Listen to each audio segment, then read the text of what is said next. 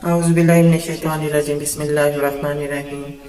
नबी पाक सल्लल्लाहु अलैहि वसल्लम पे लाखों करोड़ों दरूद व सलाम। अस्सलाम वालेकुम रहमतुल्लाहि व बरकातुहू। आप सब कैसे हैं? उम्मीद है आप सब खैरियत से होंगे इंशाअल्लाह। इरशाद बारी ताला है,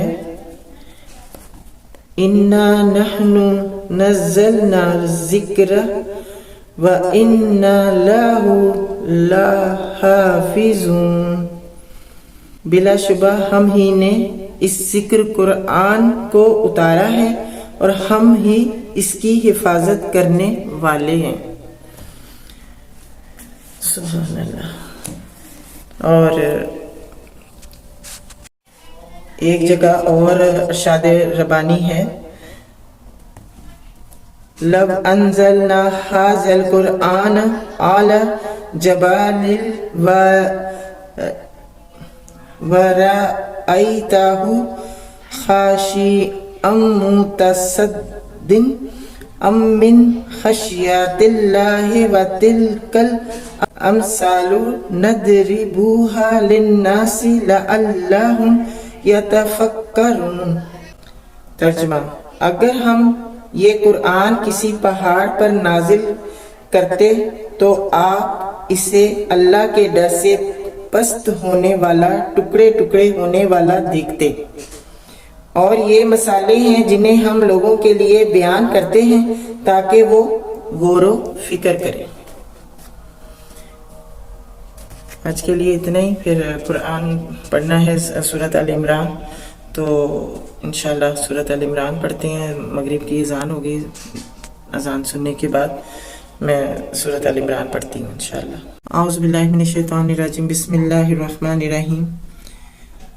यहाँ तक पढ़ा था। और ख्वाह तुम मरो या मारे जाओ, बहरहाल तुम सबको सिमट कर जाना है अल्लाह ही की तरफ। इससे आगे, ऐ पैगंबर सल्लल्लाहु अलैहि वसल्लम, ये अल्लाह की बड़ी रहमत है कि तुम इन लोगों के लिए बहुत नरम मजाज वाक़या हुए हो, वरना अगर कहीं तुम तंदखू और संग दिल होते तो ये सब तुम्हारे गिरदोपेश से छट जाते। इनके कसूर माफ कर दो, इनके हक में दुआए मगफरत करो और दीन के काम में इनको भी शरीके मशवरा रखो।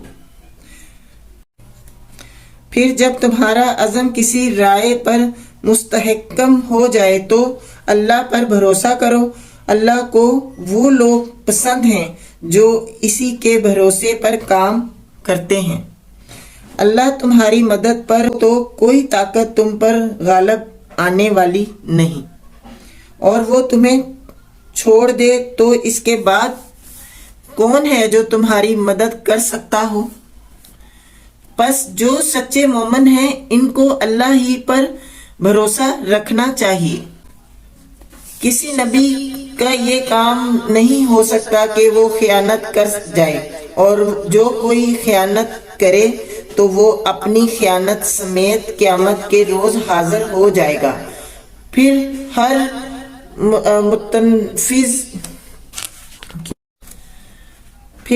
मुतनफ़िस को इसकी कमाई का पूरा बदला मिल जाएगा और किसी पर कुछ जुल्म ना होगा। भला ये कैसे हो सकता है कि जो शख्स हमेशा अल्लाह की रजा पर चलने वाला हो वो उस शख्स के से काम करे जो अल्लाह के गज़ब में गिर गया हो और जिसका आखिरी ठिकाना जहन्नुम हो, जो बदतरीन ठिकाना है। अल्लाह के नज़दीक दोनों किस्म के आदमियों में जहाँ फर्क है और अल्लाह सब के अमाल पर नजर रखता है। दर हकीकत अहले ईमान पर तो अल्लाह ने ये बहुत बड़ा एहसान किया है कि उनके दरमियान खुद उन्हीं में से एक ऐसा पैगंबर उठाया जो इसकी आयत इन्हें सुनाता है, उनकी जिंदगियों को सुधारता है और उनको किताब और दानाई की तालीम देता है। हालांकि इससे पहले यही लोग सरी गुमराहियों में पड़े हुए थे। और ये तुम्हारा क्या ख्याल है कि जब तुम पर मुसीबत आ पड़ी तो तुम कहने लगे ये कहां से आई।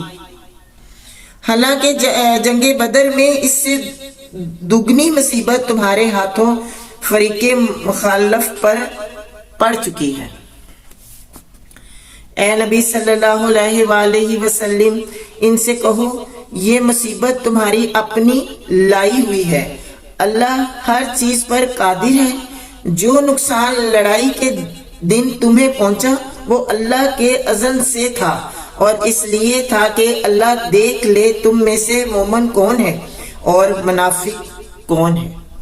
وہ منافق کہ جب ان سے کہا گیا آؤ اللہ کی راہ میں جنگ کرو یا کم از کم اپنے شہر کی مدافعت ہی کرو، تو کہنے لگے اگر ہمیں علم ہوتا کہ آج جنگ ہوگی تو ہم ضرور تمہارے ساتھ چلتے۔ یہ بات جب وہ کہہ رہے تھے اس وقت وہ ایمان کی بعض نسبت کفر سے زیادہ قریب تھے۔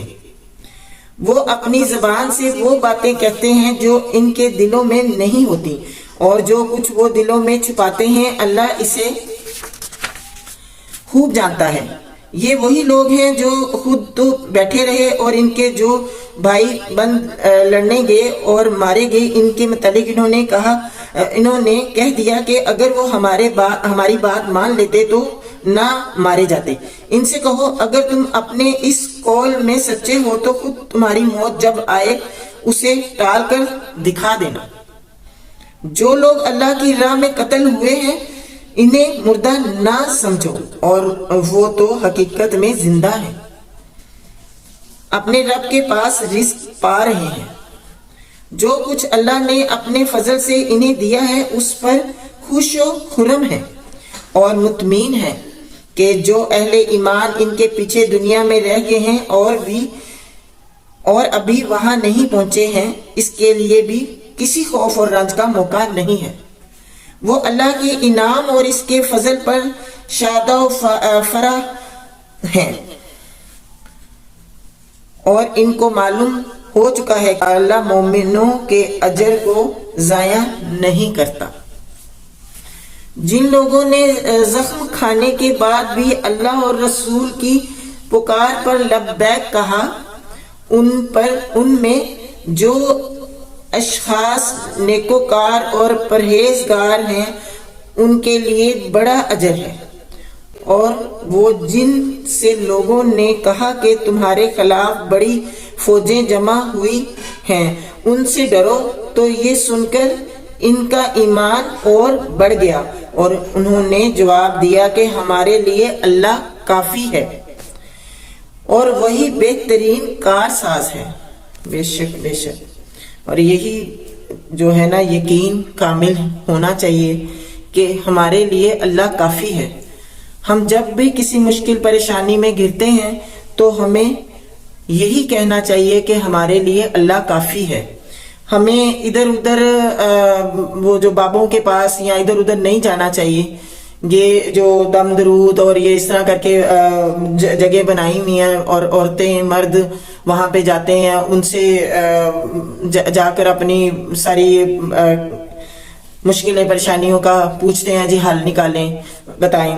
تو مشکلوں کا حل بھی اللہ کے پاس ہے، اور قرآن میں ہی سارے اس کے جب قرآن پڑھتے ہیں تو اس میں ہی ساری دعائیں سب کچھ اللہ تعالیٰ نے بتا دیا ہوا ہے۔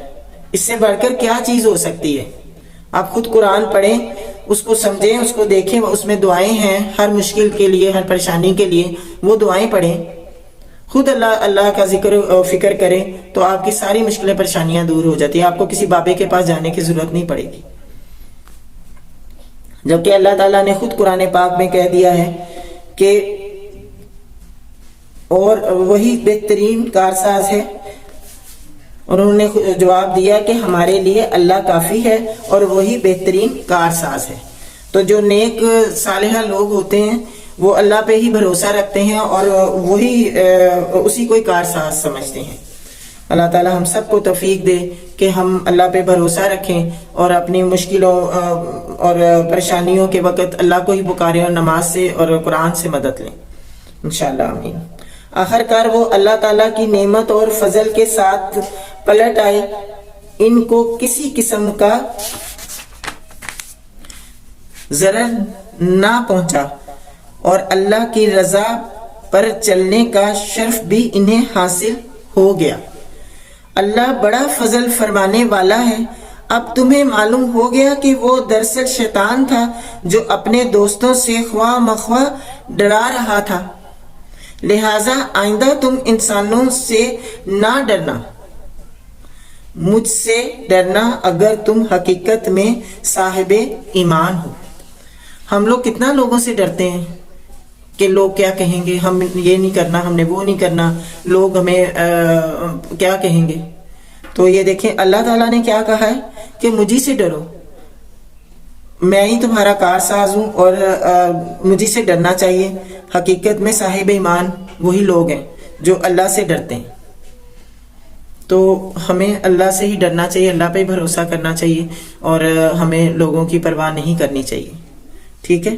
لوگوں کی پرواہ آپ تب کریں ضرور کہ جب آپ کسی غلط کام میں ملوث ہیں اور آپ یہ سوچیں کہ لوگ کیا کہیں گے، کہ اگر ہمیں لوگوں کو پتہ چلا، لوگ دیکھیں گے ہمیں اس حالت میں، اس طرح سے کہ ہم بے حیائی میں ملوث ہیں، ہم گناہ کر رہے ہیں، تو لوگ ہمیں کیا کہیں گے۔ اور سب سے پہلے تو یہ سوچیں کہ لوگوں کے ساتھ ساتھ اللہ ہمیں کیا کہے گا۔ اللہ بھی تو دیکھ رہا ہے نا، تو ہم لوگوں کی تو فکر کر رہے ہیں یا نہیں بھی کرتے۔ سم ٹائم لوگوں کی اگر فکر کرنے لگیں تو دنیا جو ہے وہ آگے ہی نہیں بڑھتی۔ تو کچھ لوگ ایسے ہیں کہ جو لوگوں کی فکر کرتے ہیں اور کچھ لوگ ایسے ہیں کہ جو اپنی ہی دھن میں مگن ہیں، وہ نہ رب کی فکر کرتے ہیں نہ لوگوں کی فکر کرتے ہیں، وہ اپنے اس میں پڑے ہوئے ہیں، وہ نہیں فکر کرتے کہ اللہ دیکھ رہا ہے، اللہ کیا کہے گا یا دنیا والے کیا کہیں گے۔ وہ اپنے اس میں پڑے ہوئے ہیں، جو عیاشیاں جو وہ کام کریں وہ ان کو صحیح لگتا ہے۔ تو سوچنا چاہیے، ڈرنا چاہیے کہ لوگوں کی نظروں سے بھی آپ گر گئے اور اللہ کی نظروں سے بھی آپ گر گئے۔ جب آپ وہ گناہ میں ملوث ہیں، آپ کو یہ لگتا ہے کہ لوگ ہمیں نہیں دیکھ رہے، لیکن لوگوں کو پتہ چلتا ہے، لوگ دیکھتے ہیں کہ کون کون کس حال میں ہے، تو لوگ پھر باتیں بناتے ہیں، یار یہ کیسے لوگ ہیں، یہ کیسے لوگ ہیں، تو کتنی بے حیائی ہے، کتنے بے شرم ہے، کتنے الفاظ لوگ بولتے ہیں، عورتوں کو کتنا گھٹیا الفاظوں سے بولتے ہیں، اور ویسے تو بڑا انجوائے کرتے ہیں ان کے ناچ گانے پہ سب کچھ، لیکن اکیلے میں جب ہوتے ہیں تو کتنا برے برے الفاظوں سے ایسی عورتوں کو بلاتے ہیں۔ تو آپ سوچیں کہ اللہ کو ناراض کر کے تو اللہ تعالیٰ کتنا زیادہ ناراض ہوگا، اللہ تعالیٰ کتنا برا سمجھے گا۔ اگر انسان اللہ کے جو بندے ہیں، جو نیک بندے ہیں، وہ اس ایسے لوگوں کو برا سمجھتے ہیں جو بے حیائی میں ملوث ہیں، تو سوچیں کہ اللہ کتنا برا سمجھ رہا ہے، اللہ تعالیٰ کو کتنا برا لگ رہا ہوگا۔ یہ ایک چیز کوئی بھی نہیں سوچتا۔ اللہ تعالیٰ ہم سب کو توفیق دے کہ جو لوگ گناہ میں ملوث ہیں اور جو لوگ گناہ میں ملوث کرتے ہیں لوگوں کو، ان سب سے بچائیں اللہ تعالیٰ، کہ باز آ جائیں جو گناہ کرتے ہیں اور جو ملوث کرتے ہیں گناہ میں، زبردستی لوگوں کو اپنی طرف لگا کے رکھتے ہیں، گناہ میں ملوث کرتے ہیں۔ تو ان لوگوں کو ڈرنا چاہیے اللہ سے انشاءاللہ۔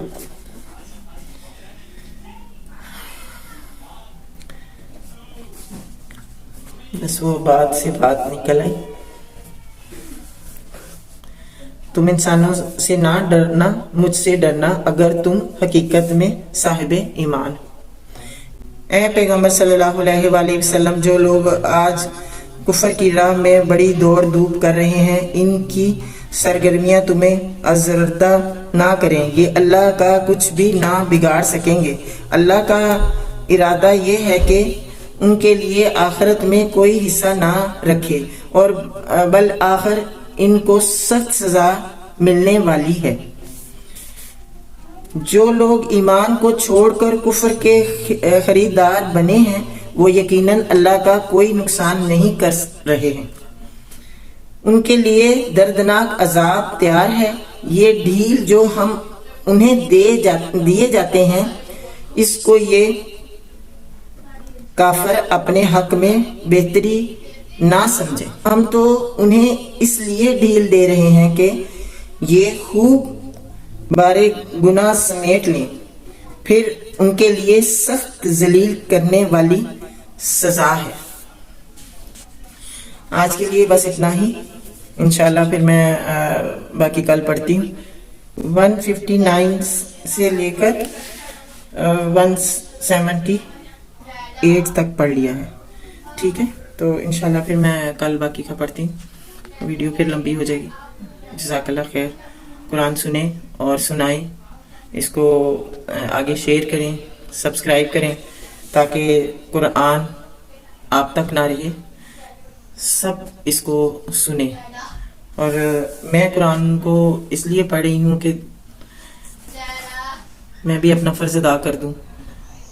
میں پہلے ہی بھی آپ کو بتایا تھا، تو آپ لوگ ضرور تھوڑا سا وقت نکالا کریں، قرآن کو پڑھا کریں، قرآن کو سنا کریں، اور جو میری ویڈیو ہے، آپ لوگوں کا یہ چینل ہے، آپ لوگوں کے لیے کھلا ہے، اس کو ضرور سبسکرائب کریں اور آگے شیئر کریں، سبسکرائب کروائیں تاکہ زیادہ سے زیادہ لوگوں میں یہ قرآن پھیلے، قرآن کی بات جو ہے وہ پھیلے۔